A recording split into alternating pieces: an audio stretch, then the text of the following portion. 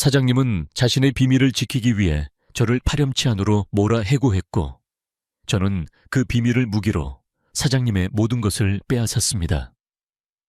과연 50대 여사장님의 가면 뒤에 숨겨진 은밀한 취미는 무엇이었을까요? 사연. 시작 전 구독과 좋아요 한 번씩만 눌러주시면 정말 큰 힘이 됩니다. 그날 저는 세상의 전부를 잃었습니다. 40대 후반의 나이에 명예퇴직이라는 이름으로 회사에서 잘리고 믿었던 아내마저 곁을 떠났을 때 하늘이 무너진다는 말이 어떤 의미인지 뼈저리게 느꼈습니다. 딸아이 유학비는커녕 당장 다음 달 월세조차 막막한 현실 앞에서 저는 지푸라기라도 잡는 심정으로 구인 광고를 뒤졌습니다. 그러다 우연히 눈에 들어온 것이 대기업 회장님의 수행기사 자리였습니다. 나이 제한도 특별한 자격, 요건도 없다는 말에 희망을 품고 면접장으로 향했죠. 그리고 그곳에서 제 인생을 송두리째 뒤흔들게 될 여자 최세련 사장님을 처음 만났습니다. 올해 53. 하지만 나이를 가늠할 수 없을 만큼 꼿꼿한 자세와 흐트러짐 없는 모습. 사람들은 그녀를 얼음 여왕이라 불렀습니다.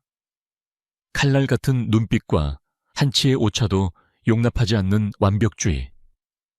그녀 앞에서는 건장한 남자 이사들조차 숨을 죽였습니다. 저 같은 임시직 수행기사는 말할 것도 없었죠. 그녀의 차에 오르는 매일 아침 저는 보이지 않는 전쟁터로 나가는 기분이었습니다. 박 기사님, 5분 늦었습니다. 아침 7시 정각. 아파트 지하 주차장에 도착했을 때 이미 뒷좌석에 앉아 계시던 사장님이 던진 첫마디였습니다. 제 시계는 분명 6시 55분을 가리키고 있었지만 감히 변명할 수 없었습니다. 사장님의 시간은 세상의 시간보다 늘 5분 빠르게 흘렀으니까요. 죄송합니다, 사장님. 미러로 비친 그녀의 얼굴에는 어떤 감정도 실려 있지 않았습니다. 그저 차갑고 단단한 가면 같았죠. 회사로 향하는 30분 동안 차 안에는 숨소리조차 들리지 않는 정적이 흘렀습니다. 저는 오직 운전에만 집중해야 했습니다. 급정거 급출발은 용납되지 않았습니다. 심지어 방향 지시등 소리마저 그녀의 심기를 거스를까 조심스러웠죠. 그녀는 차 안에서 단 한 번도 입을 열지 않았습니다. 그저 창밖을 응시하거나 산더미 같은 서류를 검토할 뿐이었죠. 제 일은 단순히 운전만 하는 것이 아니었습니다. 그녀의 하루를 완벽하게 보조하는 것. 그것이 제게 주어진 임무였습니다. 아침에는 그녀가 좋아하는 브랜드의 원두로 내린 커피를 정확한 온도로 맞춰 대령해야 했고, 점심에는 비서실에서 준비한 샐러드를 그녀의 책상에 올려두어야 했습니다. 그녀가 참석하는 모든 회의와 미팅 시간을 분 단위로 꿰고 있어야 했으며, 그녀의 구두 굽소리만 듣고도 다음에 필요한 것이 무엇인지 알아채야 했습니다. 처음 몇 달은 정말 지옥 같았습니다. 매일 살얼음판을 걷는 기분이었죠. 하지만 시간이 지나면서 저도 모르게 그녀를 관찰하게 되었습니다. 얼음장 같은 표정 뒤에 숨겨진 깊은 외로움을 어렴풋이 느끼기 시작한 겁니다. 퇴근 후 텅 빈 회장실에 홀로 남아 창밖을 바라보던 그녀의 뒷모습. 주말에도 어김없이 회사로 향하던 그녀의 발걸음. 그 누구와도 마음을 나누지 않고 오직 일에만 매달리는 그녀의 모습에서 과거의 제 모습을 보았기 때문일지도 모릅니다. 저 역시 일에 미쳐 가정을 돌보지 못했고 결국 모든 것을 잃었으니까요. 그래서였을까요? 저는 그녀를 조금씩 이해하게 되었습니다. 아니, 어쩌면 존경하게 되었는지도 모릅니다. 여자 혼자의 몸으로 이 거대한 기업을 이끌고 수많은 남자들 사이에서 자신을 증명하기 위해 얼마나 치열하게 살아왔을지. 그녀의 차가운 가면이 사실은 스스로를 지키기 위한 갑옷일지도 모른다는 생각이 들었습니다. 그렇게 1년이 흘렀습니다. 저는 이제 제법 능숙한 수행기사가 되어 있었습니다. 그녀의 눈빛만 봐도 짧은 한숨 소리만 들어도 무엇을 원하는지 알 수 있었죠. 그녀 역시 저를 신뢰하기 시작했습니다. 다른 사람에게는 맡기지 않는 개인적인 심부름을 시키기도 했고 아주 가끔은 차 안에서 짧은 질문을 던지기도 했습니다. 박 기사님, 따님은 잘 지냅니까? 네, 사장님, 덕분이에요. 그 짧은 대화가 저에게는 사막의 오아시스 같았습니다. 그녀가 저를 단순한 기계가 아닌 한 사람으로 인정해주는 것 같아서요. 이대로라면 이 지옥 같은 삶 속에서도 작은 희망을 품고 살아갈 수 있을 것 같았습니다. 하지만 그 희망은 너무나도 잔인하게 짓밟혔습니다. 사건은 아주 사소한 일에서 시작되었습니다.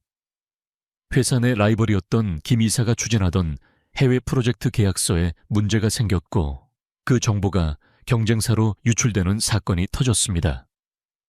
회사는 발칵 뒤집혔고 정보 유출의 범인을 찾기 위한 내부 감사가 시작되었죠. 그리고 모든 증거는 단 한 사람을 가리키고 있었습니다. 바로 저 박진우였습니다. 그날 오후 저는 비서실에 연락을 받고 사장실로 향했습니다. 문을 열고 들어서자 최세련 사장님과 김 이사 그리고 감사팀장이 싸늘한 표정으로 저를 기다리고 있었습니다. 박 기사님, 앉으시죠. 사장님의 목소리는 평소보다 더 차갑게 느껴졌습니다. 저는 영문도 모른 채 자리에 앉았습니다. 감사팀장이 서류 몇 장을 제 앞에 내밀었습니다. 제 계좌로 거액의 돈이 입금된 내역과 제가 경쟁사 직원과 여러 차례 통화한 기록이었습니다. 이게 다 뭡니까? 저는 모르는 일입니다. 제 목소리가 심하게 떨렸습니다. 세상에 맹세코 저는 그런 일을 한 적이 없었습니다. 하지만 김 이사가 비웃으며 말했습니다. 박 기사 아직도 시치미를 뗄 건가? 자네가 정보 넘긴 거 다 아는데. 돈 몇 푼의 회사를 팔아넘겨. 아닙니다. 저는 정말 모릅니다. 이건 함정입니다. 저는 억울함에 소리쳤습니다. 그리고 최세련 사장님을 바라보았습니다. 제발 제 말을 믿어달라고 저는 그런 사람이 아니라고 눈으로 호소했습니다. 1년 동안 가장 가까이에서 저를 지켜보셨으니 제 진심을 알아주실 거라고 믿었습니다. 하지만 그녀의 눈은 얼음처럼 차가웠습니다. 박 기사님, 실망입니다. 그 한마디에 제 세상이 무너져 내렸습니다. 그녀는 단 한순간도 저를 믿어주지 않았습니다. 어떤 변명도 해명도 들으려 하지 않았죠. 사장님, 제발 제 말 좀... 더 이상 할 말 없습니다. 나가보세요. 그녀는 제게서 시선을 거두고 창밖으로 고개를 돌렸습니다. 모든 것이 끝났다는 신호였습니다. 저는 다리에 힘이 풀려 휘청거렸습니다. 감사팀 직원들에게 양팔을 붙들려 사장실을 끌려 나오면서 저는 마지막으로 그녀를 돌아보았습니다. 그녀는 여전히 창밖만 바라보고 있었습니다. 제게 단 한 번의 눈길도 주지 않았죠. 저는 그날로 해고당했습니다. 회사 기밀 유출이라는 파렴치한 죄목을 뒤집어 쓴 채였습니다. 경찰에 신고하지 않은 것만으로도 감사히 여기라는 비웃음 섞인 말을. 마지막으로 저는 1년 동안 제 전부였던 회사를 떠나야 했습니다. 회사를 걸어 나오는 길 직원들의 수근거림이 등 뒤에 비수처럼 꽂혔습니다. 저 사람 맞지? 기사 주제에 배신을 때리다니. 그러게 사람이 제일 무섭다더니. 억울함의 피가 거꾸로 솟는 것 같았지만 저는 아무 말도 할 수 없었습니다. 그저 초라한 제 그림자를 끌며 터벅터벅 걸을 뿐이었습니다. 집으로 돌아오는 버스 안에서 저는 창밖을 보며 생각했습니다. 도대체 왜 나는 정말 아무것도 하지 않았는데. 그러다 문득 뇌리를 스치는 생각이 있었습니다. 그 계약서는 사장님이 직접 챙기시던 것이었고 그 정보에 접근할 수 있는 사람은 사장님과 비서실장 그리고 저뿐이었습니다. 그리고 비서실장은 사장님의 절대적인 신임을 받는 사람이었죠. 설마. 아니겠지. 하지만 의심의 씨앗은 걷잡을 수 없이 자라났습니다. 그 차가운 눈빛, 단호한 목소리, 저를 범인으로 몰아가는데 조금의 망설임도 없었던 그녀의 모습이 떠올랐습니다. 모든 것을 잃은 저는 텅 빈 원룸에 홀로 앉아 있었습니다. 분노와 배신감, 그리고 지독한 절망감이 온몸을 휘감았습니다. 이대로 무너질 수는 없었습니다. 반드시 제 결백을 증명하고 저를 나락으로 떨어뜨린 사람에게 복수해야 했습니다. 그리고 그 복수의 칼날은 단 한 사람 얼음 여왕 최세련을 향하고 있었습니다.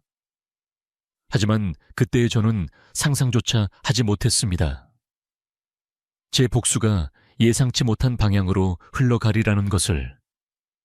그리고 그 차가운 가면 뒤에 숨겨진 그녀의 뜨거운 비밀이 제 인생을 다시 한번 송두리째 바꿔놓으리라는 것을 말입니다. 그렇게 모든 것을 잃고 거리로 나앉은 지 일주일이 지났습니다. 통장 잔고는 바닥을 드러냈고 당장 잠을 잘 곳조차 막막했습니다. 낮에는 인력시장을 전전했지만 48배 나이에 기술 하나 없는 저를 써주는 곳은 없었습니다. 밤이 되면 허름한 찜질방 구석에서 새우잠을 자며 뜬 눈으로 밤을 지새웠죠. 억울함과 분노가 치밀어 올랐지만 거대한 기업 총수 앞에 선 제 자신이 얼마나 무력한 존재인지 깨닫는 데는 그리 오랜 시간이 걸리지 않았습니다. 세상은 저처럼 힘없는 사람의 이야기에 귀 기울여주지 않았습니다. 최세련 사장. 그 이름 석자를 되뇌일 때마다 이가 갈렸습니다. 그녀의 차가운 눈빛, 저를 벌레 보듯 하던 그 표정이 잊히지 않았습니다. 복수.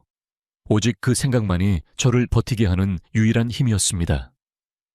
하지만 어떻게 방법이 없었습니다. 언론에 제보를 해볼까도 생각했지만 증거 하나 없는 제 말을 누가 믿어주겠습니까? 오히려 무고죄로 역고소나 당하지 않으면 다행이었죠. 그날도 저는 정처 없이 서울의 밤거리를 헤매고 있었습니다. 화려한 강남의 불빛은 패배자인 저를 더욱 비참하게 만들었습니다. 배에서는 꼬르륵 소리가 났지만 주머니에 남은 돈은 단 몇천 원뿐이었습니다. 따뜻한 국밥 한 그릇이 간절했지만 그마저도 사치처럼 느껴졌죠. 발길이 닿는 대로 걷다 보니 어느새 화려한 대로변을 벗어나 어둡고 낡은 골목으로 접어들고 있었습니다. 술 취한 사람들의 고성과 음식물 쓰레기 냄새가 뒤섞인 그런 곳이었습니다. 그때였습니다. 골목 깊숙한 곳에서 새어나오는 희미한 불빛과 함께 구수한 돼지국밥 냄새가 제 코끝을 스쳤습니다. 홀린 듯 그곳으로 발걸음을 옮겼습니다. 엄마 손 국밥. 낡은 간판이 위태롭게 걸려있는 금방이라도 쓰러질 듯한 허름한 가게였습니다. 하지만 이상하게도 그곳에서 풍겨나오는 온기는 제 얼어붙은 마음을 조금이나마 녹여주는 듯 했습니다. 유리창 너머로 가게 안을 들여다보았습니다. 늦은 시간이라 손님은 서너 명뿐이었고 주인으로 보이는 한 아주머니가 분주하게 움직이고 있었습니다. 순간 저는 제 눈을 의심했습니다. 숨이 멎는 것 같았죠. 하얀 김이 서린 유리창 너머로 보이는 그 여자의 얼굴. 묶어 올린 머리 낡은 앞치마 이마에 송골송골 맺힌 땀방울. 그 모습은 분명 제가 아는 사람과는 달랐지만 그 얼굴의 윤곽과 눈매 오똑한 콧날은 틀림없었습니다. 최세련 사장. 아니, 그럴 리가 없었습니다. 대한민국 재계의 여왕이라 불리는 사람이 이런 누추한 골목의 국밥집에서 앞치마를 두르고 있을 리가 만무했죠. 저는 제가 굶주림과 절망감에 헛것을 보고 있다고 생각했습니다. 하지만 발은 그 자리에 못 박힌 듯 움직이지 않았습니다. 다시 한번 가게 안을 자세히 들여다보았습니다. 아주머니가 손님에게 국밥을 내가며 웃고 있었습니다. 그 웃음은 제가 한 번도 본 적 없는 따뜻하고 소박한 웃음이었습니다. 최세련 사장의 입가에 걸려있던 냉소적인 미소와는 전혀 달랐죠. 하지만 보면 볼수록 확신이 들었습니다. 동일 인물이었습니다. 화려한 명품 정장 대신 낡은 티셔츠를 수억 원짜리 보석 대신 땀방울을 걸치고 있을 뿐. 그 사람은 분명 최세련 사장이었습니다.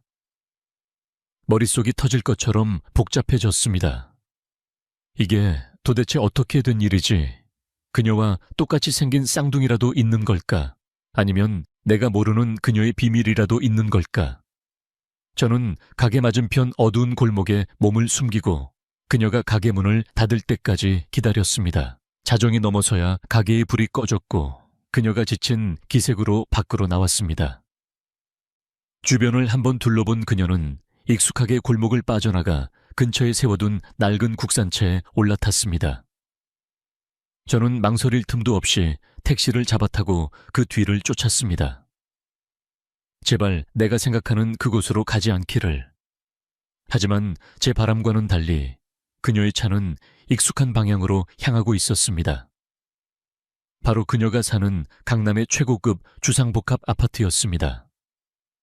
아파트 지하 주차장으로 들어가는 그녀의 차를 확인한 순간 저는 온몸에 소름이 돋았습니다. 모든 것이 사실이었습니다. 얼음 여왕 최세련. 그녀는 낮에는 대기업을 호령하는 냉혹한 씨, 이 오로밤에는 허름한 국밥집을 운영하는 평범한 아주머니로 완벽한 이중 생활을 하고 있었던 겁니다.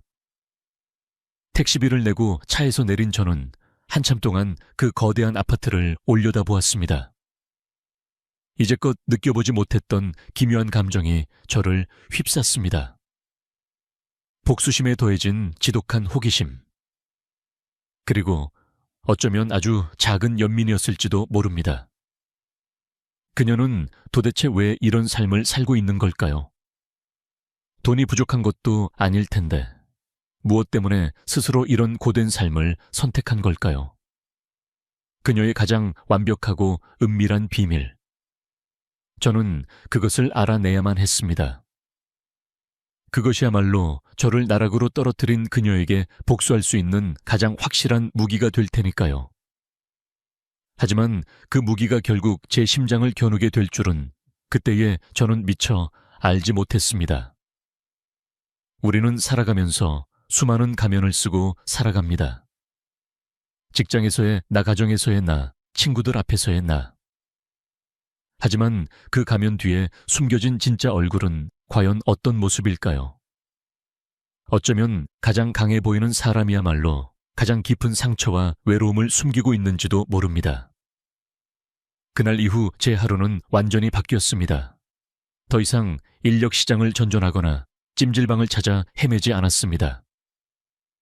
대신 제 모든 시간과 남은 돈을 엄마 손 국밥집을 관찰하는 데 쏟아부었죠. 복수를 위해서는 적을 알아야 했습니다. 특히 그녀의 가장 약한 부분, 가장 진실된 모습을 알아야만 했습니다. 국밥집은 그녀의 아킬레스건이 될 것이라 확신했습니다. 저는 국밥집 근처에 값싼 고시원에 방을 얻었습니다. 창문 너머로 국밥집 입구가 겨우 보이는 햇볕도 잘 들지 않는 작은 방이었습니다. 그곳이 제 새로운 작전 본부가 되었죠.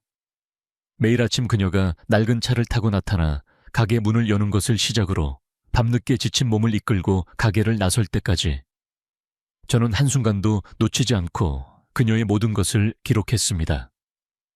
그녀의 국밥집에서의 이름은 수진이었습니다. 손님들은 그녀를 수진이 엄마 혹은 수진 아줌마라고 불렀죠.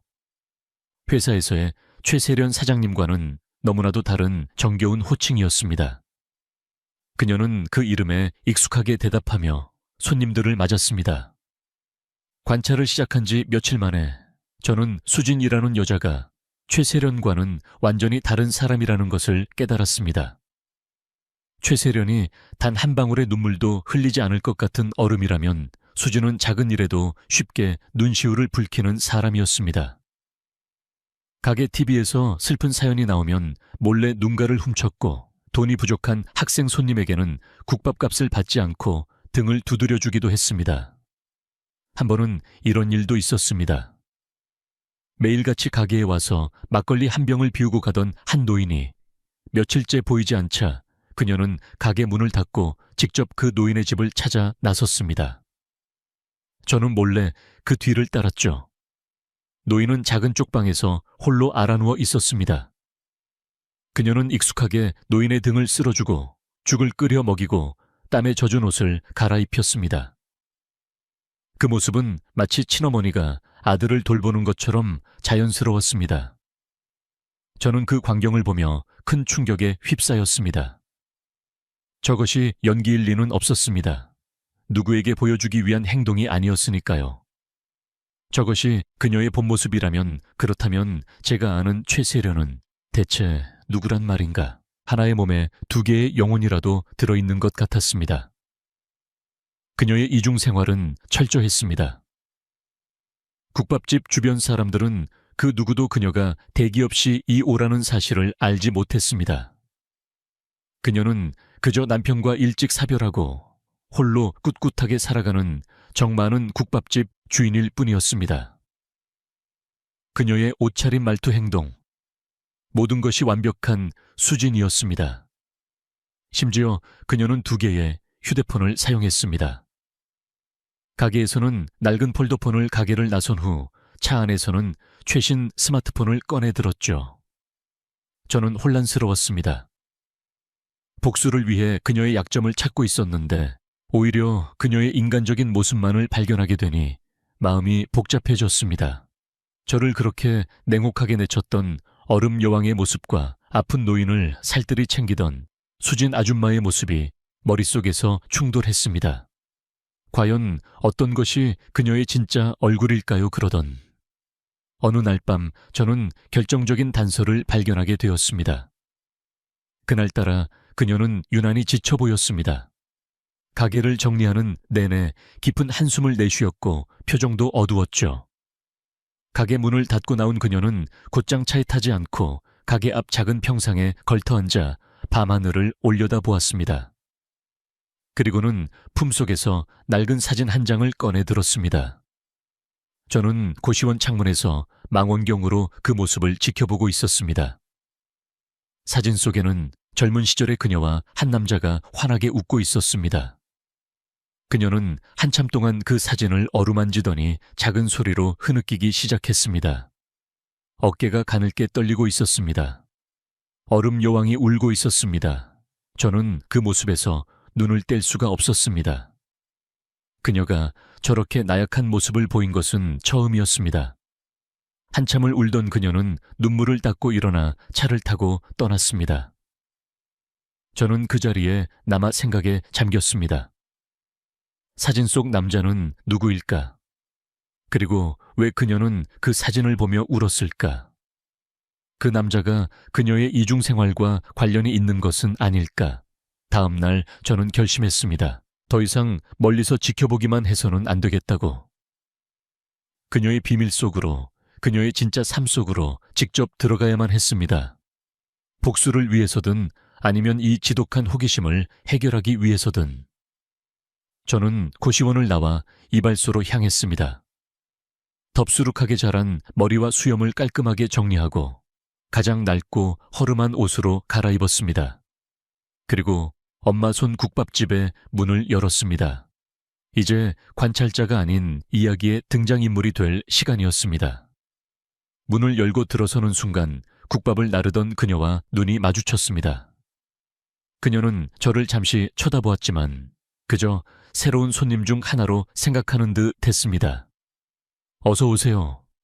그녀의 목소리는 제가 예상했던 것보다 훨씬 더 따뜻했습니다. 저는 과연 이 여자의 가면을 벗겨낼 수 있을까요? 아니면 저 역시 그녀의 따뜻함에 길들여지게 될까요? 돼지국밥 하나요. 가게 구석진 자리에 앉아 일부러 무뚝뚝한 목소리로 주문했습니다. 제 심장은 미친 듯이 뛰고 있었지만 겉으로는 최대한 태연한 척했습니다. 그녀가 저를 알아볼 리는 없었습니다. 수행기사로 일할 때는 항상 깔끔한 정장 차림에 머리도 단정하게 빗어 넘겼지만 지금의 저는 며칠은 굶은 듯 초췌한 행색의 중년 남자일 뿐이었으니까요. 네, 잠시만요.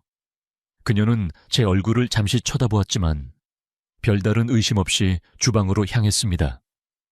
저는 그 뒷모습을 바라보며 마른 침을 삼켰습니다. 1단계는 성공이었습니다. 그녀는 저를 전혀 알아보지 못했습니다. 곧이어 뜨거운 김이 모락모락 피어오르는 국밥 한 그릇이 제 앞에 놓였습니다. 구수한 냄새가 코끝을 자극했습니다. 맛있게 드세요. 깍두기는 여기 있습니다. 그녀는 옆에 놓인 깍두기통을 가리키며 상냥하게 말했습니다. 저는 아무 말 없이 고개만 까딱했습니다. 일부러 불친절하게 행동했습니다. 경계심을 풀고 그저 까칠한 손님 중 하나로 기억되게 하고 싶었기 때문입니다. 숟가락을 들어 국물부터 한 입 떠먹었습니다. 진하고 깊은 맛이었습니다. 오랜 시간 정성 들여 끓여낸 그런 맛이었습니다. 허기진 배를 채우기 위해 허겁지겁 국밥을 먹기 시작했습니다. 하지만 제 모든 신경은 그녀에게 쏠려 있었습니다. 그녀는 정말 수진 아줌마였습니다. 단골 손님으로 보이는 할아버지에게는 아버님 오늘은 기운이 없어 보이시네요. 국물 많이 드세요. 라며 살갑게 말을 걸었고 어린아이와 함께 온 젊은 부부에게는 아이가 먹을 수 있도록 작은 그릇에 국수를 덜어주는 세심함을 보였습니다. 최세련 사장에게서는 상상조차 할 수 없는 모습들이었죠. 저는 국밥을 먹는 내내 그녀를 힐끗힐끗 훔쳐보았습니다. 그녀는 제 시선을 전혀 의식하지 못했습니다. 그저 자신의 일에 몰두하고 있었죠. 설거지를 하고 테이블을 닦고 깍두기를 담그고 쉴 새 없이 몸을 움직였습니다. 그 부지런한 모습에서 저는 문득 제 어머니를 떠올렸습니다. 평생 시장에서 장사하시며 저희 형제를 키워내신 어머니의 모습과 겹쳐 보였습니다. 아니야, 정신 차려. 저 여자는 내 인생을 망친 원수야. 스스로를 다그쳤습니다. 하지만 보면 볼수록 그녀의 진짜 모습에 마음이 흔들리는 것을 막을 수가 없었습니다. 저 따뜻한 미소 뒤에 어떻게 그런 얼음장 같은 얼굴이 숨어 있을 수 있단 말인가. 국밥 한 그릇을 다 비울 때쯤 저는 계획했던 다음 행동을 개시했습니다. 일부러 물컵을 바닥에 떨어뜨렸습니다. 쨍그랑 하는 소리와 함께 유리컵이 산산조각 났습니다. 가게 안에 있던 모든 사람들의 시선이 제게로 쏠렸습니다. 아이고, 손님 괜찮으세요? 다치신 데는 없으시고요. 그녀가 가장 먼저 달려왔습니다. 제 손과 발을 살피며 걱정스러운 표정을 지었습니다. 저는 일부러 인상을 찌푸리며 말했습니다. 아, 재수 없게. 이 컵은 왜 이렇게 미끄러워? 죄송합니다, 손님. 제가 바로 치워드리겠습니다. 혹시 옷에 물이 튀지는 않으셨어요? 그녀는 제게 연신 고개를 숙이며 사과했습니다. 적반하장격인 제 태도에도 전혀 화를 내지 않았죠. 오히려 제 걱정을 먼저 했습니다. 저는 그런 그녀의 모습의 순간 당황했습니다. 예상했던 반응이 아니었기 때문입니다. 최세련 사장이었다면 당장 경비원을 부르거나 날카로운 목소리로 제게 힐난을 퍼부었을 겁니다. 하지만 수진 아줌마는 그저 미안해할 뿐이었습니다.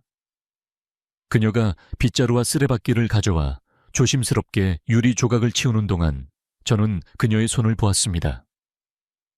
국밥 그릇을 나르고 설거지를 하느라 마디마디가 굵어지고 거칠어진 손이었습니다. 수억 원짜리 다이아몬드 반지가 끼워져 있던 가늘고 고왔던 최세련 사장의 손과는 너무나도 달랐습니다. 저 손으로 어떻게 그 많은 서류에 사인을 하고 냉철한 결정을 내린단 말인가. 다 치웠습니다, 손님. 정말 죄송합니다. 그녀가 다시 한번 고개를 숙였습니다. 저는 더 이상 까칠하게 굴 수가 없었습니다.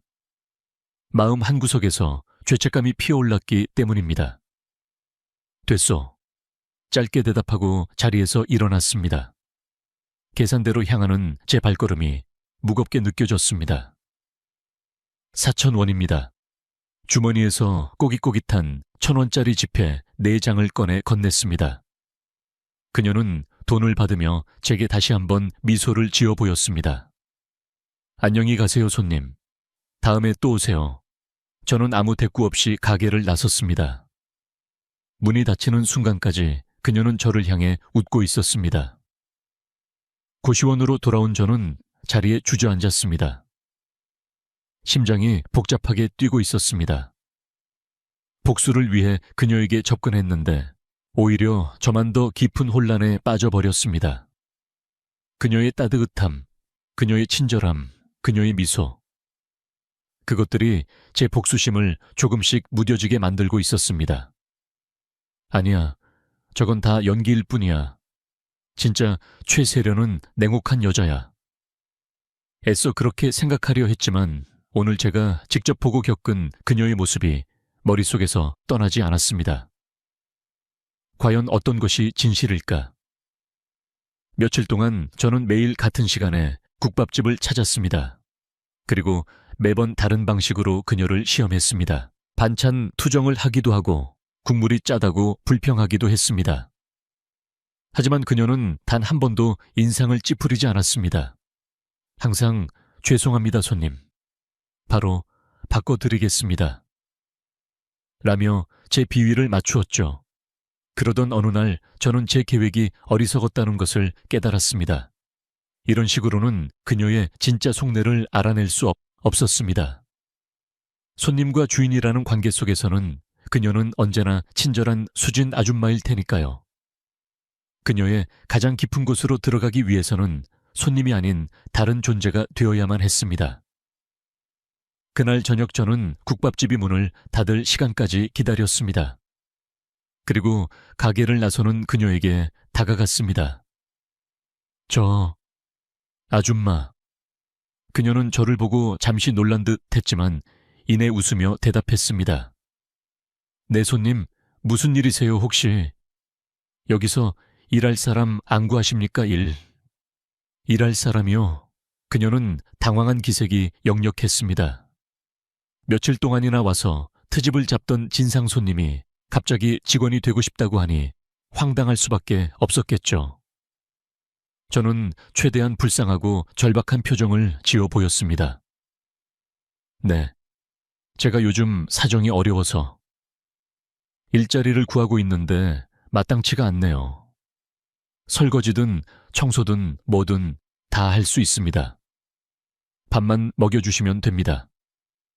제 연기는 꽤 그럴듯했던 모양입니다. 그녀의 눈빛이 경계에서 연민으로 바뀌는 것이 느껴졌습니다. 그녀는 잠시 망설이는 듯 하더니 입을 열었습니다. 지금은 따로 사람이 필요 없는데. 거절의 말이었지만 저는 포기하지 않았습니다. 이것이 그녀의 세계로 들어갈 유일한 기회였으니까요. 제발 부탁드립니다. 정말 열심히 하겠습니다. 아줌마 가게 일이 힘들어 보여서 제가 곁에서 도와드리면 짐을 좀 덜 수 있지 않을까 해서요. 스스로도 놀랄 만큼 뻔뻔한 말이었습니다. 하지만 절박함 앞에서는 체면도 없었죠. 그녀는 제 간절한 눈빛을 피하지 못하고 한숨을 내쉬었습니다. 일단 내일 아침에 다시 한번 와보세요. 그때 다시 얘기하죠. 확답은 아니었지만 가능성은 열어둔 말이었습니다. 저는 연신 고개를 숙이며 감사하다고 말했습니다. 감사합니다. 정말 감사합니다. 그녀는 복잡한 표정으로 저를 바라보다가 차를 타고 떠났습니다. 저는 그녀의 차가 사라질 때까지 그 자리에 서 있었습니다. 심장이 세차게 뛰고 있었습니다. 이제 시작이었습니다. 최세련의 성역, 그녀의 가장 부드러운 속살 속으로 파고들 계획의 첫 단추가 끼워진 겁니다. 다음 날 아침 저는 약속 시간보다 일찍 국밥집 앞에서 그녀를 기다렸습니다. 밤새 잠을 설쳤지만 정신은 그 어느 때보다 또렷했습니다. 그녀가 나타났고 저를 보더니 잠시 멈칫했지만 이내 안으로 들어오라는 손짓을 했습니다. 가게 안으로 들어서자 그녀는 의자에 앉아 저를 찬찬히 뜯어보았습니다. 마치 면접을 보는 듯한 분위기였죠. 성함이 어떻게 되시죠? 박진우입니다. 나이는요, 48입니다. 전에 무슨 일 하셨어요? 저는 미리 준비해둔 거짓말을 늘어놓았습니다. 작은 공장에서 일하다가 얼마 전에 공장이 문을 닫는 바람에 실직했다고 가족은 다 떠나고 혼자 남았다고. 제 이야기는 그녀의 동정심을 자극하기에 충분했습니다. 그녀는 한참 동안 말이 없었습니다.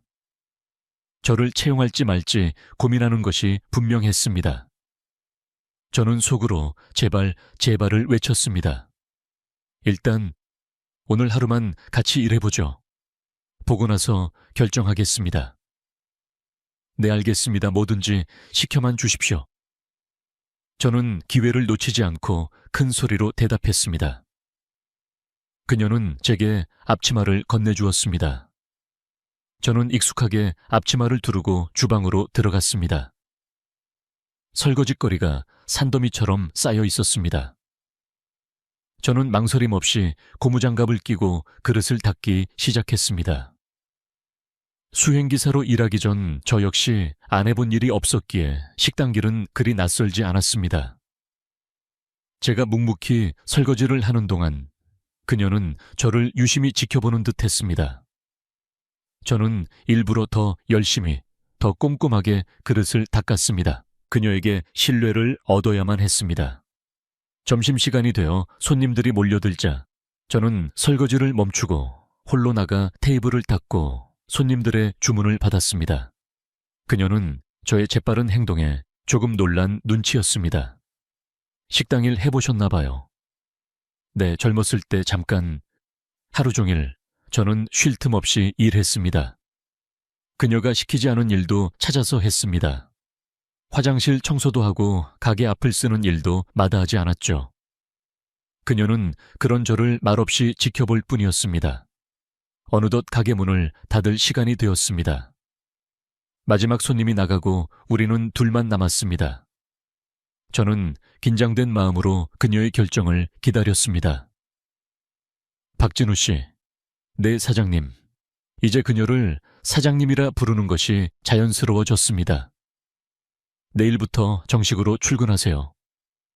드디어 그녀의 입에서 제가 기다리던 말이 나왔습니다. 심장이 쿵 하고 내려앉는 것 같았습니다. 정말입니까? 정말 저를 써주시는 겁니까?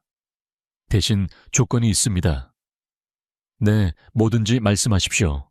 절대 제 사생활에 대해 묻지 마세요. 그리고 여기서 본 것은 밖에 나가서 절대 말하지 마세요. 하실 수 있겠어요. 그녀의 눈빛이 순간 날카로워졌습니다. 그 눈빛은 수진 아줌마가 아닌 최세련 사장의 것이었습니다. 저는 순간 등골이 서늘해졌지만 이내 평정을 되찾고 대답했습니다. 물론입니다, 사장님. 저는 제 할 일만 묵묵히 할 뿐입니다. 좋아요. 그럼 내일 뵙죠. 이건 오늘 일당입니다. 그녀는 제게 빳빳한 지폐 몇 장을 건넸습니다.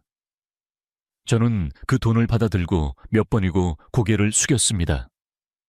가게를 나와 고시원으로 돌아오는 길 제 손에는 그녀가 준 돈이 들려 있었습니다. 저를 해고했던 그녀에게서 다시 돈을 받게 되다니 참으로 아이러니한 상황이었습니다. 하지만 이제 돈은 중요하지 않았습니다. 저는 그녀의 가장 가까운 곳, 그녀의 비밀스러운 공간에 발을 들여놓는데 성공했습니다. 고시원 방에 돌아와 저는 앞으로의 계획을 세웠습니다. 복수는 이제부터 시작이었습니다. 저는 그녀의 신뢰를 얻어 그녀가 가장 믿는 사람이 될 것이었습니다. 그리고 그녀가 모든 것을 털어놓을 만큼 저를 의지하게 되었을 때 그녀의 가장 아픈 곳을 찌를 것이었습니다. 그녀가 저에게 그랬던 것처럼 가장 믿었던 사람에게 배신당하는 고통이 얼마나 끔찍한 것인지 똑똑히 느끼게 해줄 것이었습니다. 어쩌면 그녀의 국밥집을 망하게 할 수도 있고 혹은 그녀의 이중 생활을 언론에 폭로하여 그녀의 명예를 실추시킬 수도 있었습니다. 방법은 많았습니다. 저는 차갑게 웃었습니다. 최세련 사장, 당신은 아주 큰 실수를 한 거야. 나 같은 쥐새끼를 당신의 국간에 들여놓았으니. 하지만 그때의 저는 알지 못했습니다. 사람의 마음이라는 것이 계획대로만 움직이지 않는다는 것을. 그리고 복수심이라는 칼날이 때로는 자기 자신을 향할 수도 있다는 사실을 말입니다. 그렇게 저는 엄마 손 국밥집에 정식 직원이 되었습니다. 제 하루는 새벽 6시에 시작되었습니다.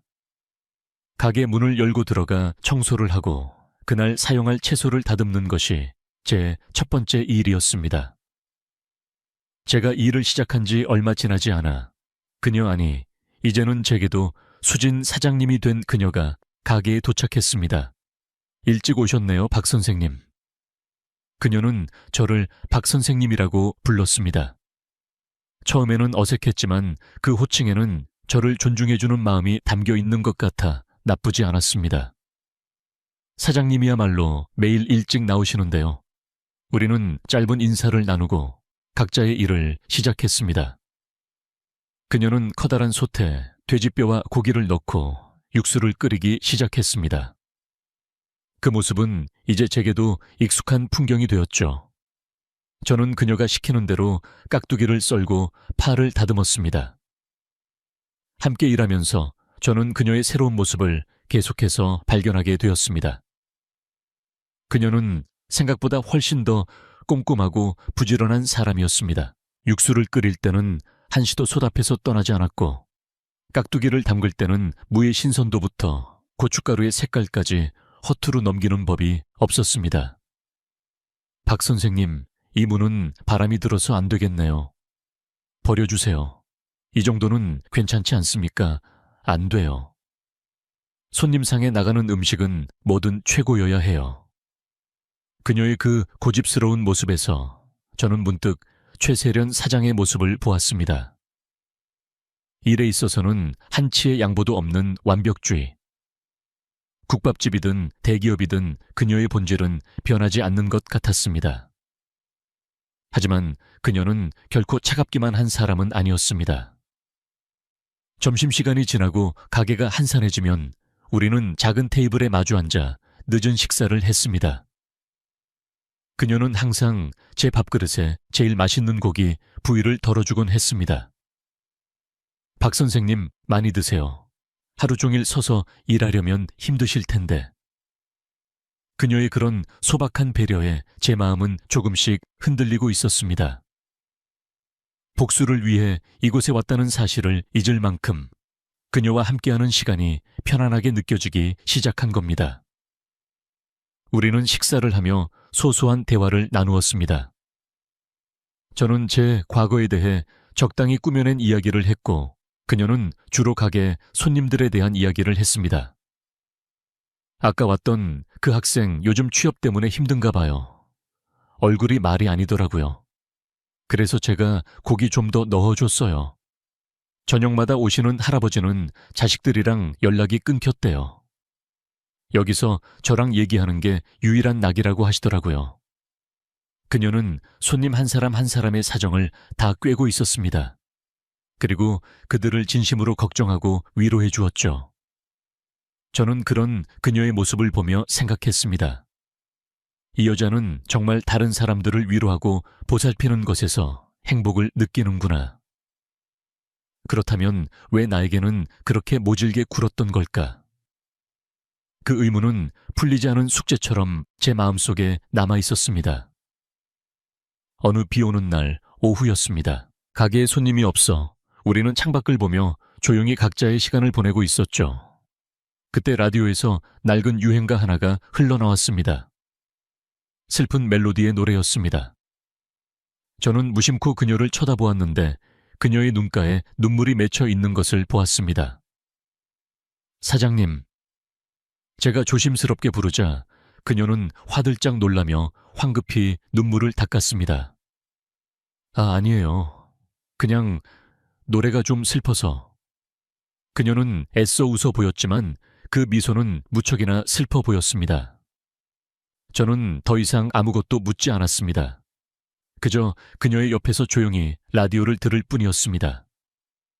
그녀에게도 남들에게 말 못할 아픈 사연이 있다는 것을 직감할 수 있었습니다. 그날 이후 우리는 조금 더 가까워졌습니다. 그녀는 제게 조금씩 마음을 열기 시작했습니다. 하루는 가게를 마감하고 함께 막걸리를 한 잔 기울이게 되었습니다. 박 선생님, 사실 이 가게는 저희 어머니가 하시던 곳이에요. 그녀는 취기가 살짝 오른 얼굴로 처음으로 자신의 이야기를 꺼냈습니다. 어머니는 평생 여기서 국밥을 파셨어요. 이 국밥 한 그릇으로 저를 키우셨죠. 저는 그런 어머니가 창피했어요. 친구들한테는 우리 엄마가 큰 사업을 한다고 거짓말도 했었죠. 그녀의 목소리가 가늘게 떨렸습니다. 그러다 어머니가 갑자기 돌아가셨어요. 제가 성공하는 모습도 못 보시고 돌아가시고 나서야 깨달았어요. 제가 얼마나 어리석었는지.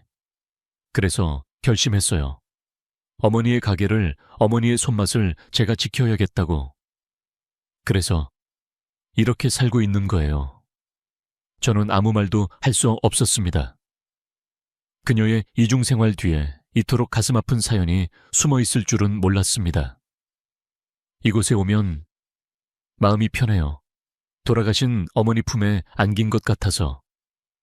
여기서는 제가 최세련이 아니라 그냥 수진이 엄마 딸로 있을 수 있으니까요. 그녀는 눈물을 흘리고 있었습니다. 저는 저도 모르게 손을 뻗어 그녀의 어깨를 감싸주었습니다. 힘드셨겠네요. 그 말밖에 할 수가 없었습니다. 그녀는 제 역적에 기대 한참을 울었습니다. 저는 그런 그녀를 가만히 안아주었습니다. 그 순간 제 마음속에 있던 복수심은 눈 녹듯 사라지고 있었습니다. 대신 그 자리에는 그녀에 대한 연민과 어쩌면 애틋함 같은 감정이 피어오르고 있었습니다. 이 여자를 무너뜨리고 싶지 않았습니다. 오히려 지켜주고 싶다는 생각이 들었습니다. 그녀가 유일하게 기댈 수 있는 이 작은 공간을, 그녀의 소중한 안식처를 제가 지켜주고 싶었습니다. 그날 밤 이후 저와 그녀 사이의 공기는 미묘하게 달라졌습니다. 우리는 더 이상 단순한 사장과 직원이 아니었습니다. 서로의 가장 깊은 상처를 공유한 어쩌면 동지 같은 존재가 되었죠. 그녀는 저를 더 이상 박 선생님이라 부르지 않고 진우 씨라고 부르기 시작했습니다. 그 다정한 호칭에 제 심장은 저도 모르게 반응하곤 했습니다. 복수. 그 단어는 이제 제게서 점점 멀어지고 있었습니다. 그녀의 눈물을 본 후로 저는 차마 그녀를 무너뜨릴 계획을 실행에 옮길 수가 없었습니다. 대신 저는 매일 아침 그녀를 위해 조금 더 일찍 출근했고, 그녀가 힘들어 보일 때면 말없이 따뜻한 차를 건넸습니다. 그녀가 웃으면 저도 따라 웃었고, 그녀가 한숨을 쉬면 제 마음도 무거워졌습니다. 저는 제 자신에게 수없이 되물었습니다.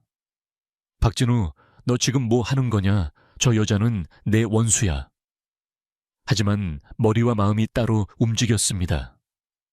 머리로는 그녀를 미워해야 한다고 외치면서도 마음은 이미 그녀를 향해 기울고 있었습니다. 사랑. 감히 입에 담기조차 두려운 단어였습니다. 48배 나이에 모든 것을 잃은 제가, 그것도 제 인생을 망친 여자에게 사랑을 느끼게 될 줄은 꿈에도 몰랐습니다. 이것은 사랑이 아닐 거라고, 그저 외로움 때문에 생긴 착각일 거라고 스스로를 속였습니다. 하지만 그녀의 작은 미소 하나에 하루 종일 가슴이 설레고, 그녀의 지친 뒷모습에 마음이 아려오는 것을 어떻게 설명해야 할까요? 그녀 역시 저를 다르게 대하기 시작했습니다. 제 눈을 피하지 않고 똑바로 마주 보았고, 가끔은 제게 툭 기대어 농담을 던지기도 했습니다. 진우 씨 힘이 장사네요. 우리 가게 기둥뿌리 하나는 진우 씨가 책임져야겠어요. 그런 그녀의 가벼운 장난에 저는 얼굴이 빨개져서 어쩔 줄 몰라 했습니다. 그러던 어느 날 제 마음을 더 이상 속일 수 없는 사건이 터졌습니다. 그날은 유난히 손님이 많아 눈코 뜰 새 없이 바쁜 하루였습니다. 저녁 마감을 앞두고 마지막으로 남은 테이블을 정리하던 그녀가 갑자기 악 하는 비명과 함께 주저앉았습니다. 사장님, 저는 깜짝 놀라 달려갔습니다. 그녀가 뜨거운 물이 담긴 주전자를 엎지른 것이었습니다. 하얀 행주 위로 그녀의 발등이 새빨갛게 부어오르고 있었습니다. 괜찮으세요? 빨리 찬물에 발 담그셔야 해요. 저는 망설일 틈도 없이 그녀를 번쩍 안아들었습니다. 그녀는 놀란 듯 제 목을 끌어안았죠. 그녀의 몸은 생각보다 가벼웠습니다. 주방으로 달려가 찬물이 담긴 데이아에 그녀의 발을 담갔습니다. 그녀는 고통의 얼굴을 찡그리면서도 저를 올려다보며 말했습니다. 고마워요, 진우 씨. 그 순간 저는 깨달았습니다. 제 마음속에서 요동치던 이 감정의 정체를. 이것은 연민도 동정심도 아니었습니다. 명백한 사랑이었습니다. 그녀가 아프면 제 마음이 더 아프고 그녀를 위해서라면 무엇이든 할 수 있을 것 같았습니다. 저는 급히 약국으로 달려가 화상연고와 붕대를 사왔습니다. 그리고 조심스럽게 그녀의 발에 연고를 발라주었죠. 제 손길이 닿을 때마다 그녀의 어깨가 움찔거리는 것이 느껴졌습니다. 많이 아프세요? 아니요. 괜찮아요. 하지만 그녀의 목소리는 미세하게 떨리고 있었습니다. 붕대를 다 감고 나서 저는 그녀의 앞에 쪼그려 앉아 그녀를 올려다보았습니다. 그녀 역시 저를 내려다보고 있었죠. 좁은 주방 안 우리 둘 사이에는 어떤 말도 필요 없는 감정의 교류가 흐르고 있었습니다. 제가 업어다 드릴게요. 병원에 가보셔야 할 것 같아요. 아니에요. 이 시간에 문 연 병원도 없고 그냥 좀 쉬면 괜찮아질 거예요. 그래도 진우 씨, 그녀가 제 이름을 불렀습니다. 오늘 밤 제 곁에 있어줄 수 있어요. 그녀의 그 한마디에 제 이성은 완전히 마비되었습니다. 복수 억울함, 과거의 상처. 그 모든 것들이 하얗게 지워지고 오직 그녀를 지키고 싶다는 생각만이 제 머릿속을 가득 채웠습니다. 네, 사장님. 저는 그날 밤 그녀의 곁을 지켰습니다. 가게 문을 닫고 저는 그녀를 부축하여 가게 안쪽의 작은 쪽방으로 옮겼습니다. 그곳은 그녀가 잠시 눈을 붙이거나 쉴 때 사용하는 공간이었습니다. 저는 젖은 수건으로 그녀의 발을 계속해서 찜질해 주었고 그녀는 제게 기대어 얕은 잠에 빠져들었습니다. 그녀의 잠든 얼굴을 바라보며 저는 한없는 애틋함을 느꼈습니다. 세상의 모든 풍파를 혼자 감당해내느라 얼마나 힘들었을까. 저 얼음 같은 가면 뒤에 이토록 여리고 상처받기 쉬운 영혼이 숨어 있었다니. 밤이 깊어지자 그녀가 잠결에 제 손을 잡았습니다. 그리고는 잠꼬대처럼 중얼거렸습니다. 여보, 저는 심장이 멎는 것 같았습니다. 그녀가 부른 여보라는 말. 그것은 아마도 오래전 세상을 떠난 그녀의 남편을 향한 그리움이었을 겁니다. 저는 그녀의 손을 더욱 꽉 잡았습니다. 그리고 저도 모르게 대답하고 말았습니다. 네, 나 여기 있어요. 그 순간 그녀가 천천히 눈을 떴습니다. 잠결에 흐릿한 눈으로 저를 바라보던 그녀의 눈빛이 점점 또렷해졌습니다. 우리는 아무 말 없이 서로를 바라보았습니다. 그녀는 제 손을 놓지 않았습니다. 오히려 더 힘주어 잡았죠. 그날 밤 이후 저와 그녀의 관계는 겉으로는 변한 것이 없었지만 속으로는 완전히 달라졌습니다. 우리는 여전히 사장과 직원으로 서로를 대했지만 눈빛이 마주칠 때면 숨길 수 없는 감정이 흘렀습니다. 함께 늦은 저녁을 먹는 날이 많아졌고 가게를 마감하고 단둘이 남았을 때 우리는 말없이 서로의 어깨에 기대어 그날의 피로를 풀곤 했습니다. 제 마음속에서 복수라는 단어는 완전히 자취를 감추었습니다. 이제 제 유일한 관심사는 어떻게 하면 그녀를 웃게 할 수 있을까?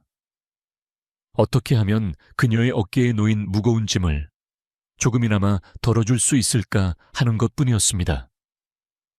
하지만 평화는 그리 오래가지 않았습니다. 어느 날 오후 가게에 의외의 손님이 찾아왔습니다. 깔끔한 양복 차림의 중년 남자. 저는 그를 보자마자 온몸이 굳어지는 것을 느꼈습니다. 그는 바로 저를 나락으로 떨어뜨리는데 앞장섰던 최세련 사장의 라이벌 김 이사였습니다. 이런 누추한 곳에 계실 줄은 몰랐습니다, 사장님. 김 이사는 비아냥거리는 말투로 그녀에게 인사를 건넸습니다. 그녀의 얼굴이 순간 하얗게 질리는 것을 저는 보았습니다. 하지만 그녀는 이내 평정을 되찾고 차갑게 대꾸했죠. 김 이사님이 여긴 어쩐 일로 지나가던 길에 국밥 냄새가 좋아서 한번 들러봤습니다. 그런데 여기서 사장님을 뵙게 될 줄이야. 참으로 놀라운 우연이 아닙니까? 김 이사의 눈은 웃고 있었지만 그 안에는 교활한 빛이 번뜩이고 있었습니다. 그는 이미 모든 것을 알고 있다는 듯한 태도였습니다. 그런데 이분은 어디서 많이 뵌 분 같은데. 김 이사의 시선이 제게로 향했습니다. 그는 저를 빤히 쳐다보며 기억을 더듬는 척했습니다. 아, 박 기사 아니신가? 회사 기밀이나 빼돌리던. 여기서 다 보게 되는군. 세상 참 좁아. 그의 조롱 섞인 말에 저는 주먹을 꽉 쥐었습니다. 당장이라도 달려들어 그의 얼굴에 주먹을 날리고 싶었지만 그녀를 위해 참아야만 했습니다. 무슨 용건인지 모르겠지만 여기서 이러지 마시고 나가주시죠. 여긴 제 개인적인 공간입니다. 그녀가 단호한 목소리로 말했습니다. 하지만 김 이사는 아랑곳하지 않았습니다. 개인적인 공간이라. 좋습니다. 그럼 회사에서 뵙도록 하죠, 사장님. 아, 그리고 박 기사. 자네한테도 곧 재미있는 소식이 갈 거야. 기대하고 있으라고. 김 이사는 의미심장한 미소를 남기고 가게를 나갔습니다. 그가 사라지자마자 그녀는 휘청거리며 의자에 주저앉았습니다. 사장님 괜찮으세요? 저는 급히 그녀에게 다가갔습니다. 그녀의 손은 차갑게 떨리고 있었습니다. 어떻게 알았을까요? 분명 누군가 뒤를 밟았을 겁니다. 저는 직감했습니다. 이것은 저에게 복수할 절호의 기회였습니다. 김 이사와 손을 잡고 그녀의 비밀을 폭로한다면 저는 억울한 누명도 벗고 그녀에게 통쾌한 복수를 할 수 있었습니다. 김 이사가 말한 재밌는 소식이란 아마도 그런 제안일 것이 분명했습니다. 제 마음속에서 잠들어 있던 복수심이 다시 고개를 드는 것 같았습니다. 하지만 떨고 있는 그녀의 어깨를 보는 순간 그 마음은 이내 사라지고 말았습니다. 저는 더 이상 그녀가 상처받는 것을 원하지 않았습니다. 사장님, 너무 걱정 마세요. 제가 있잖아요. 저는 그녀의 떨리는 손을 잡았습니다. 그녀는 고개를 들어 저를 바라보았죠. 그녀의 눈에는 두려움과 불안함이 가득했습니다. 진우 씨, 나 무서워요. 그녀가 처음으로 제게 약한 모습을 보였습니다. 저는 그녀의 손을 더욱 힘주어 잡았습니다. 제가 지켜드릴게요. 무슨 일이 있어도 제가 사장님 곁에 있을 겁니다. 그것은 진심이었습니다. 며칠 후 예상대로 김 이사에게서 연락이 왔습니다. 그는 저를 따로 만나자고 했고 저는 그의 제안에 응했습니다. 복수를 위해서가 아니었습니다. 그의 계획이 무엇인지 알아내고 그녀를 지키기 위해서였죠. 호텔 커피숍에서 만난 김 이사는 제게 거부할 수 없는 제안을 했습니다. 박 기사 나와 손을 잡지. 자네가 최세련의 이중생활에 대한 증거만 가져다 준다면 내가 자네 누명도 벗겨주고 두둑한 보상금까지 챙겨주겠네. 그의 눈은 탐욕으로 번들거리고 있었습니다. 최세련은 이제 끝났어. 주주총회에서 이 사실을 폭로하면 그녀는 바로 자리에서 물러나야 할 걸세. 그럼 그 자리는 내 차지가 되는 거고 자네는 복수도 하고 돈도 벌고 일석이조 아닌가. 저는 속으로 차갑게 웃었습니다. 그리고 천천히 입을 열었죠. 제가 왜 그래야 하죠 뭐. 저는 지금의 삶에 만족합니다. 사장님 곁에서 일하는 것이 행복하고요. 제 대답에 김 이사의 얼굴이 굳어졌습니다. 자네, 지금 제정신인가? 저 여자가 자네한테 무슨 짓을 했는지 잊었어 잊지 않았습니다. 하지만 저는 잠시 말을 멈추고 창밖을 바라보았습니다. 그리고 결심을 굳혔죠. 하지만 저는 더 이상 과거에 얽매여 살고 싶지 않습니다. 그리고 저는 그분을 사랑합니다. 사랑이라는 단어를 입에 올리는 순간 제 마음은 오히려 평온해졌습니다. 그것이 제 진심이었으니까요. 사랑. 미쳤군 미쳤어. 저 여자한테 단단히 홀렸구만. 김 이사는 어이없다는 듯 웃었습니다. 좋아. 기회는 줬다. 자네가 거절했으니 나중에 후회하지나 말라고. 나는 내 방식대로 할 테니. 김 이사는 자리에서 일어나 떠났습니다.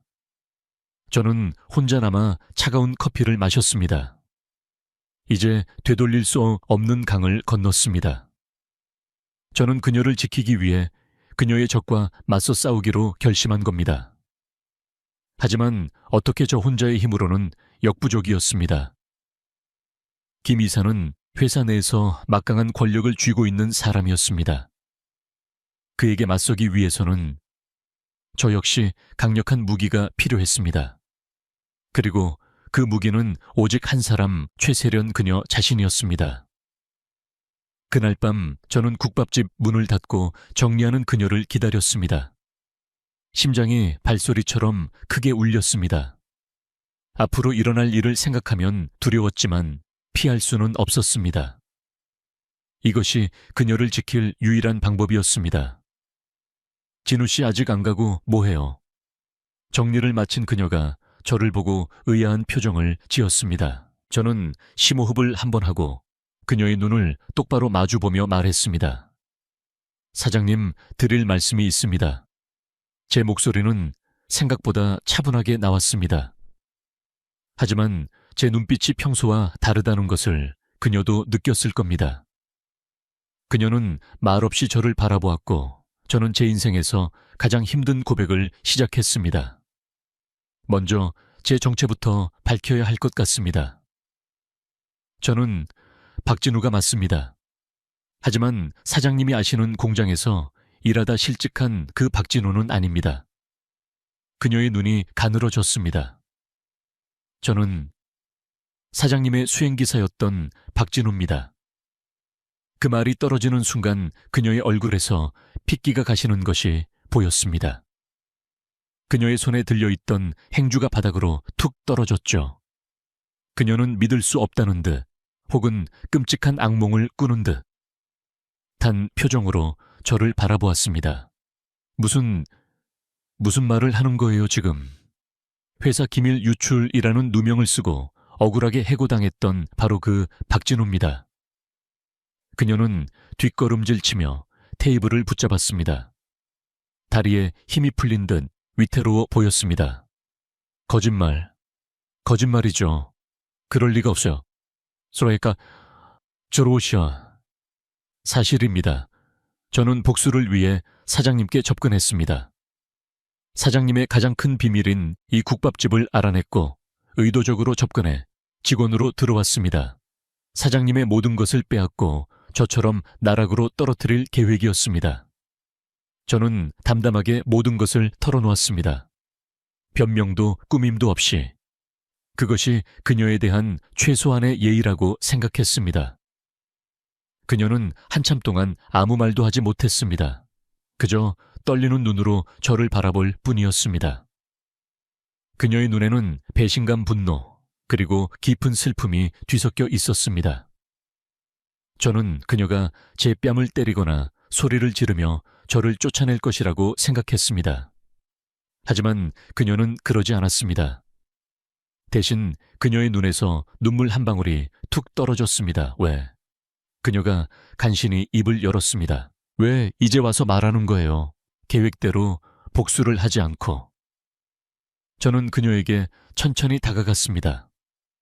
그리고 오늘 김 이사를 만났던 이야기를 모두 털어놓았습니다. 그가 저에게 어떤 제안을 했는지, 그리고 제가 어떻게 거절했는지. 김 이사는 주주총회에서 사장님의 비밀을 폭로할 계획입니다. 그는 사장님을 끌어내리고 그 자리를 차지하려 하고 있습니다.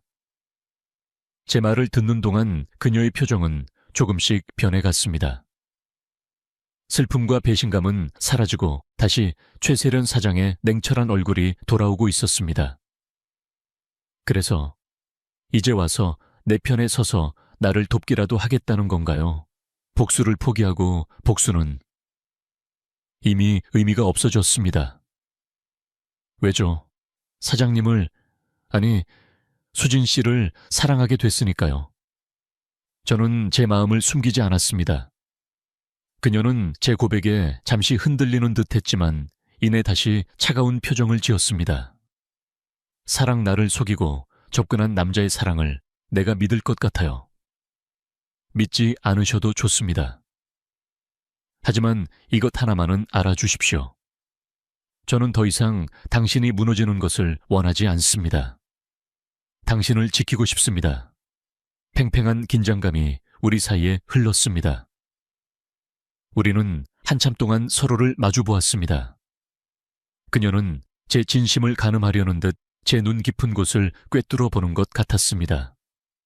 내가 당신을 어떻게 믿죠? 수행기사로 일할 때 저는 사장님의 모든 것을 기록했습니다. 사장님의 일정 만나는 사람들, 심지어 사소한 습관까지도요. 그 정보의 중에는 분명 김 이사의 약점도 포함되어 있을 겁니다. 제 말에 그녀의 눈이 번뜩였습니다. 김 이사가 추진하던 해외 프로젝트 계약서 기억하십니까? 정보가 유출되었던 바로 그 계약서 말입니다. 사실 그 계약서에는 김 이사가 뒤로 거액의 리베이트를 챙기려 하는 정황이 있었습니다. 저는 우연히 그 증거를 발견했고 사장님께 보고 드리려던 참이었습니다. 하지만 그 전에 김 이사가 먼저 손을 써서 저에게 모든 죄를 뒤집어 씌운 겁니다. 그 증거는 어디에 있죠? 제게 있습니다. 해고당하던 날 미처 챙기지 못하고 제 사물함에 두고 나왔지만 아마 아직 그대로 있을 겁니다.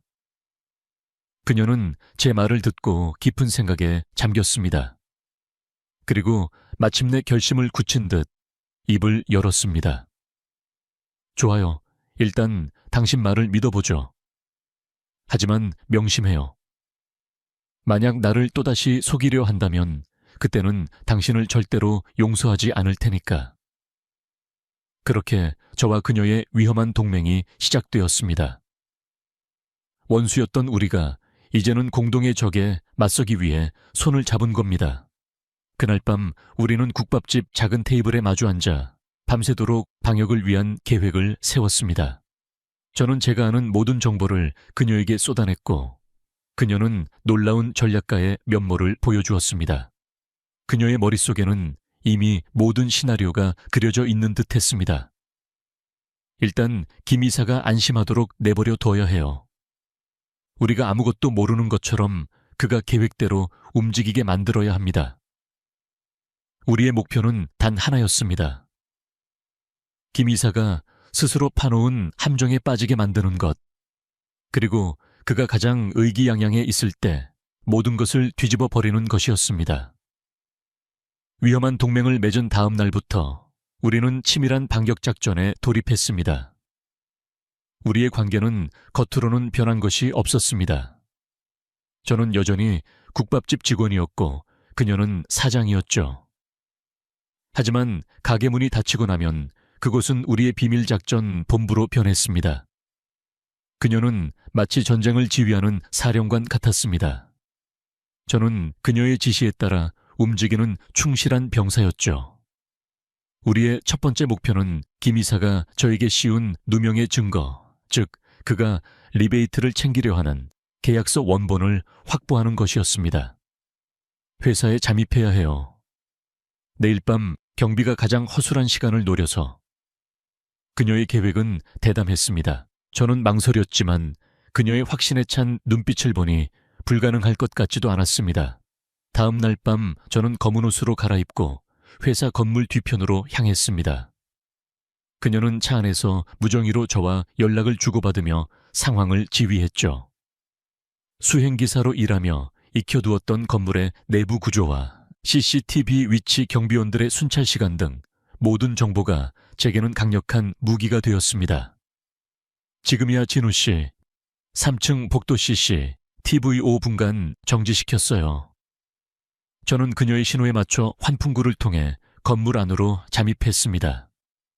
심장이 터질 것처럼 뛰었지만 두렵지는 않았습니다. 무정이 너머로 들려오는 그녀의 차분한 목소리가 제게 용기를 주었기 때문입니다. 마침내 제 사물함이 있던 비품실에 도착했습니다. 떨리는 손으로 사물함을 열자 먼지 쌓인 서류 봉투가 그대로 있었습니다. 계약서 원본이었습니다. 그것을 품에 안고 다시 환풍구를 통해 빠져나왔을 때 저는 온몸이 땀으로 흠뻑 젖어 있었습니다. 성공했어요. 잘했어요, 진우 씨. 이제 시작이에요. 우리는 결정적인 증거를 손에 넣었습니다. 하지만 이걸로 끝이 아니었죠. 우리는 김 이사를 완벽하게 무너뜨리기 위한 다음 단계로 나아갔습니다. 저는 김 이사의 비서에게 의도적으로 접근했습니다. 수행기사 시절 그 비서가 주식 투자 실패로 큰 빚을 지고 있다는 사실을 알고 있었기 때문입니다.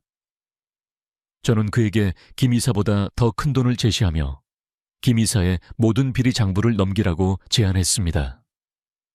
비서는 처음에는 망설였지만 결국 돈의 유혹을 이기지 못하고 우리의 제안을 받아들였습니다.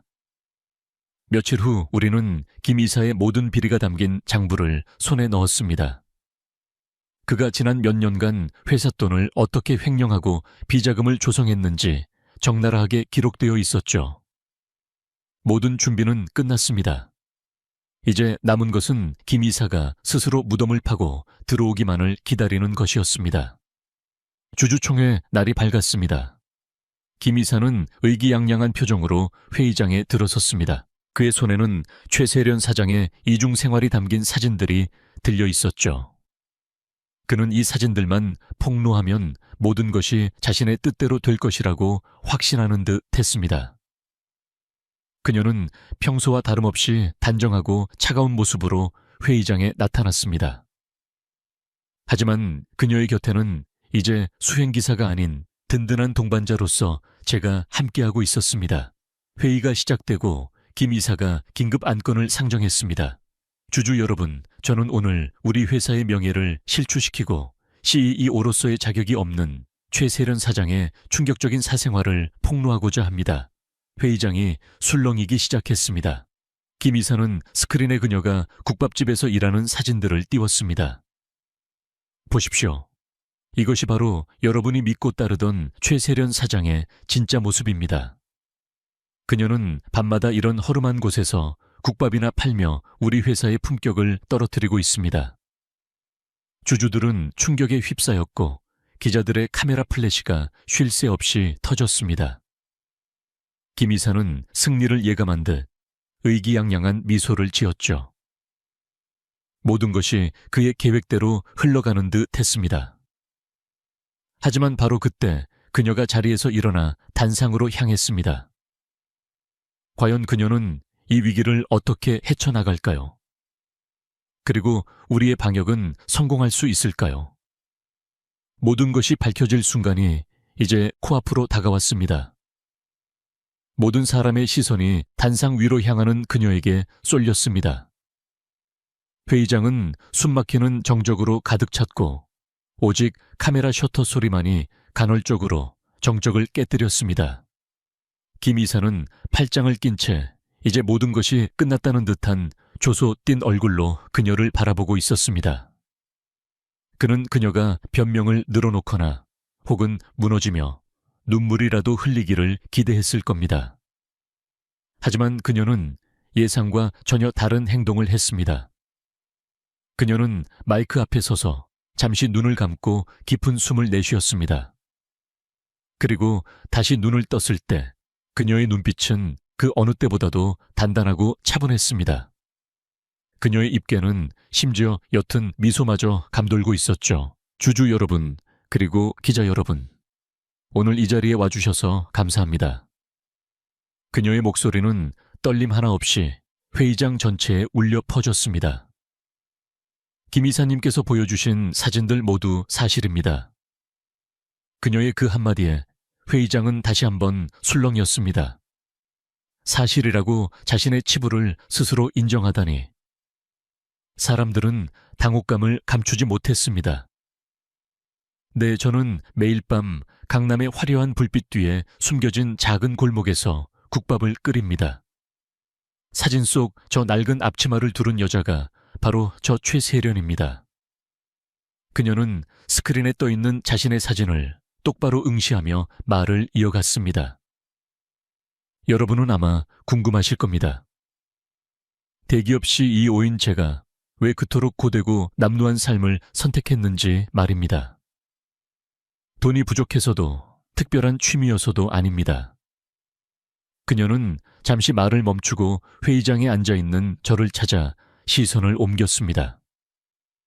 우리의 눈이 마주치는 순간 그녀는 제게 격려를 구하는 듯 부드럽게 미소 지었고 저는 고개를 끄덕여 화답했습니다. 그곳은 돌아가신 저의 어머니가 평생을 바친 곳이기 때문입니다. 그녀의 목소리에 애틋함이 묻어났습니다. 저의 어머니는 평생 그 자리에서 국밥을 파셨습니다. 뜨거운 김과 싸우고 거친 손님들을 상대하며 오직 저 하나만을 바라보고 사셨습니다.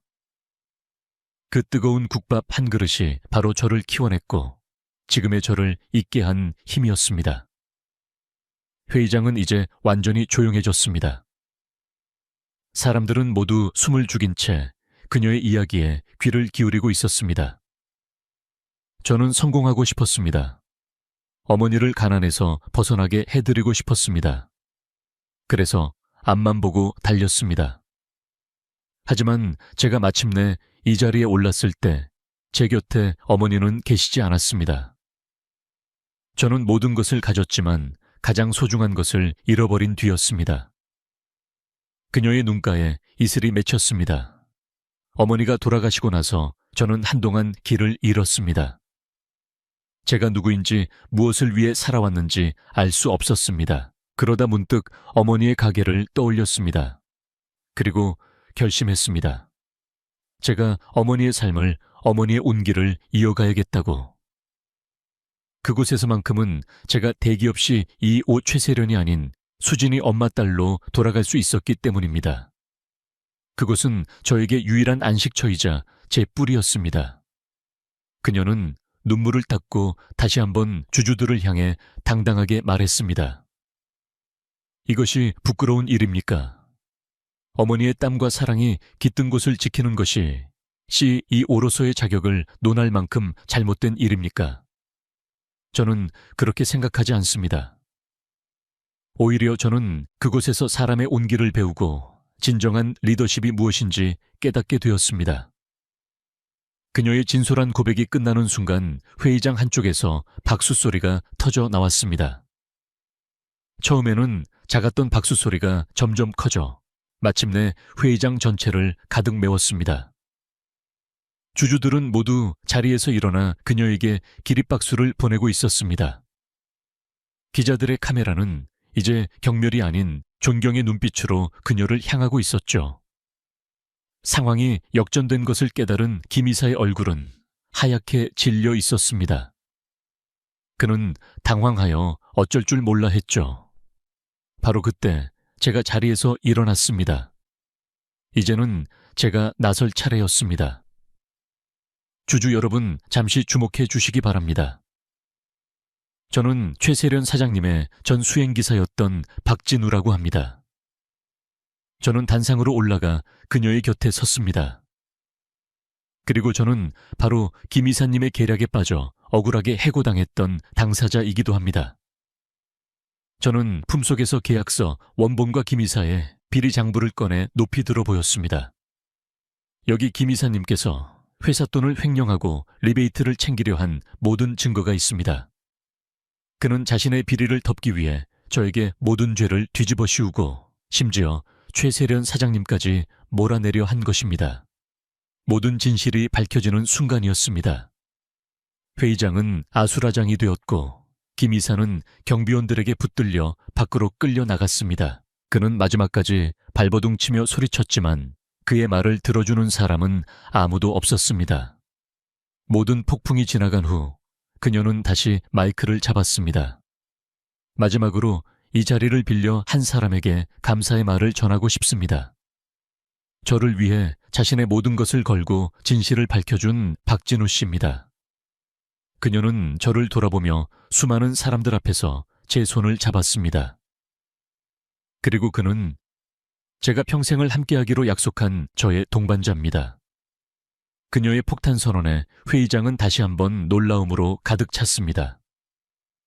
하지만 이번에는 그 누구도 우리를 비난하거나 손가락질하지 않았습니다.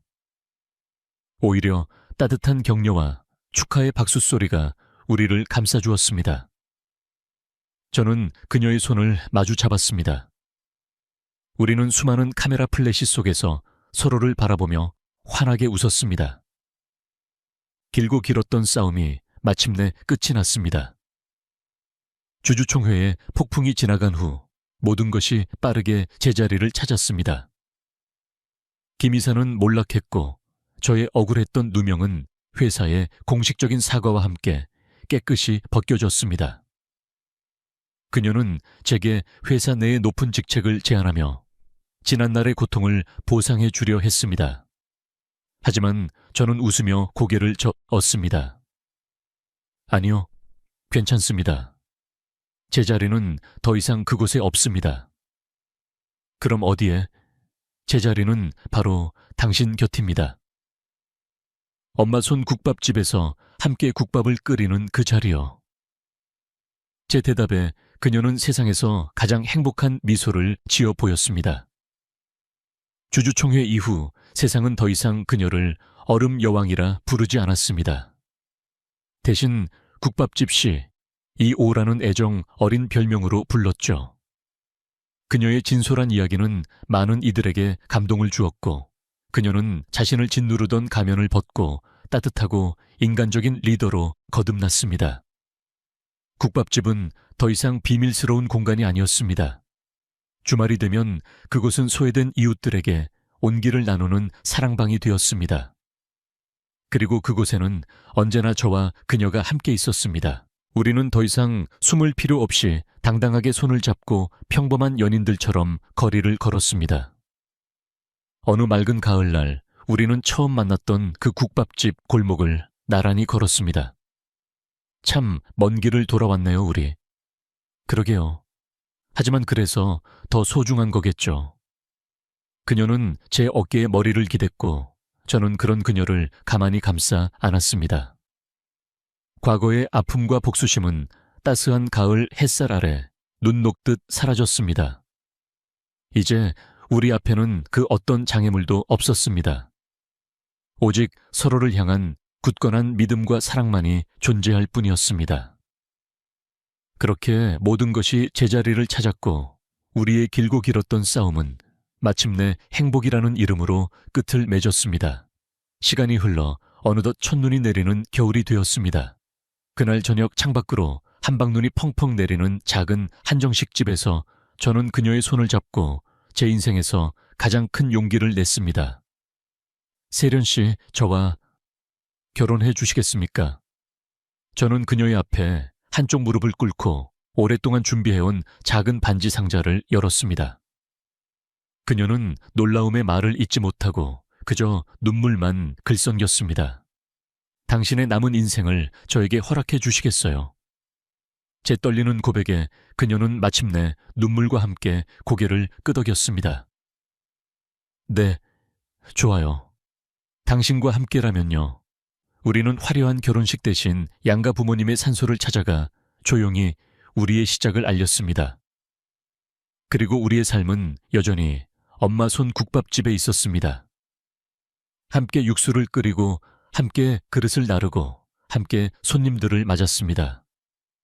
동네 사람들은 저희를 인꼬부부라 부르며 부러워했고 우리는 그 소박한 일상 속에서 온전한 행복을 느꼈습니다. 어느 날 밤 가게를 마감하고 평상에 나란히 앉아 밤하늘을 바라볼 때였습니다. 그녀가 제 어깨에 기대어 속삭였습니다. 참 신기하죠. 복수가 어떻게 사랑이 될 수 있었을까요?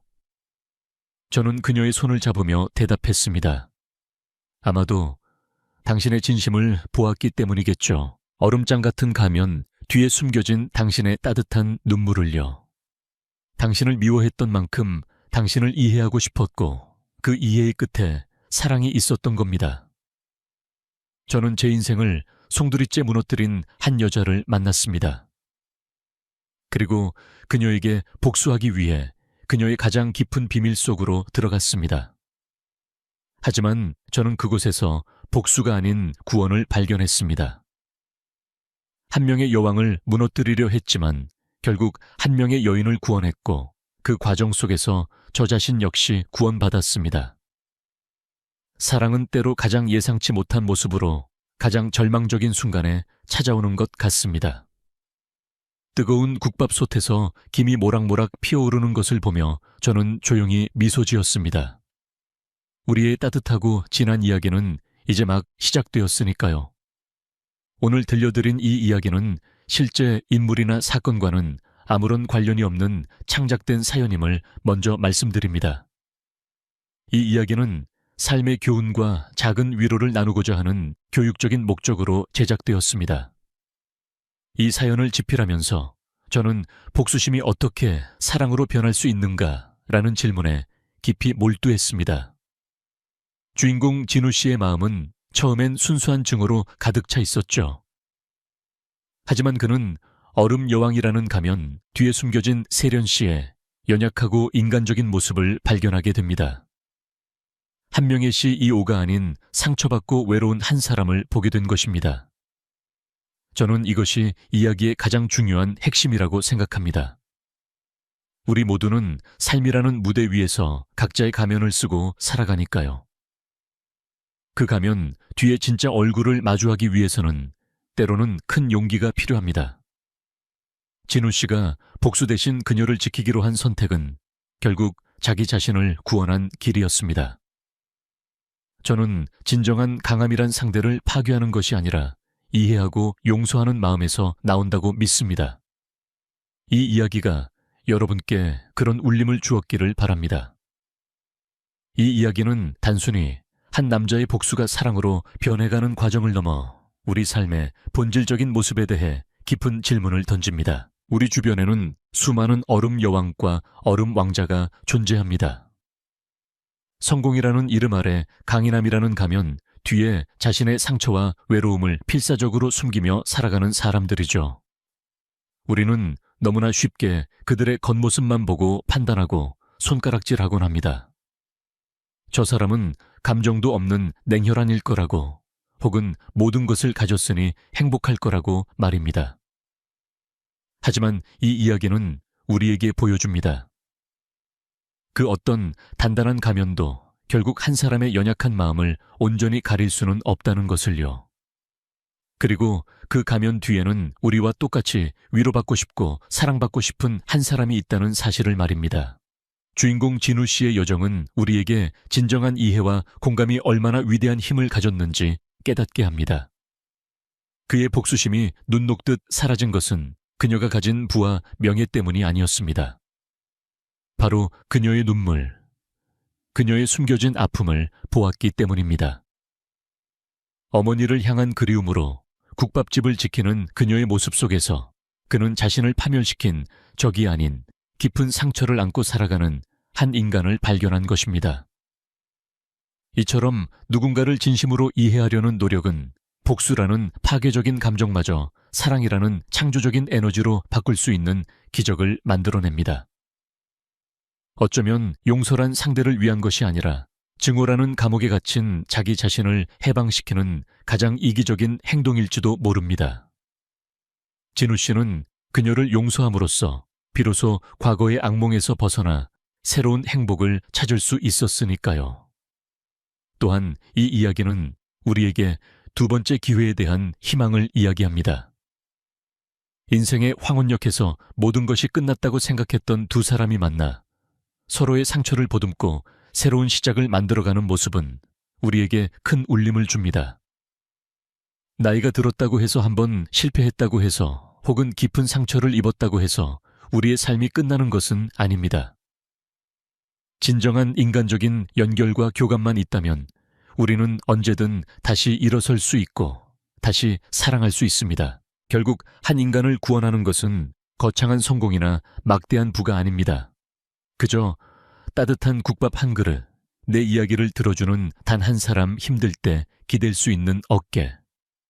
바로 그런 작지만 진실된 마음들이 우리를 살아가게 하는 진짜 힘이 아닐까요? 이 이야기를 통해 우리 주변 사람들의 가면 뒤에 숨겨진 진짜 모습을 한 번쯤 들여다볼 수 있는 따뜻한 시선을 가질 수 있기를 소망해 봅니다. 오늘 이야기가 여러분의 마음에 작은 울림을 주었다면 댓글로 여러분의 생각과 감정을 나누어 주세요.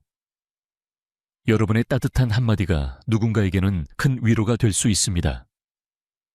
앞으로도 마음을 울리는 더 좋은 이야기로 찾아뵐 수 있도록 구독과 좋아요, 알람 설정으로 응원해 주시면 정말 감사하겠습니다.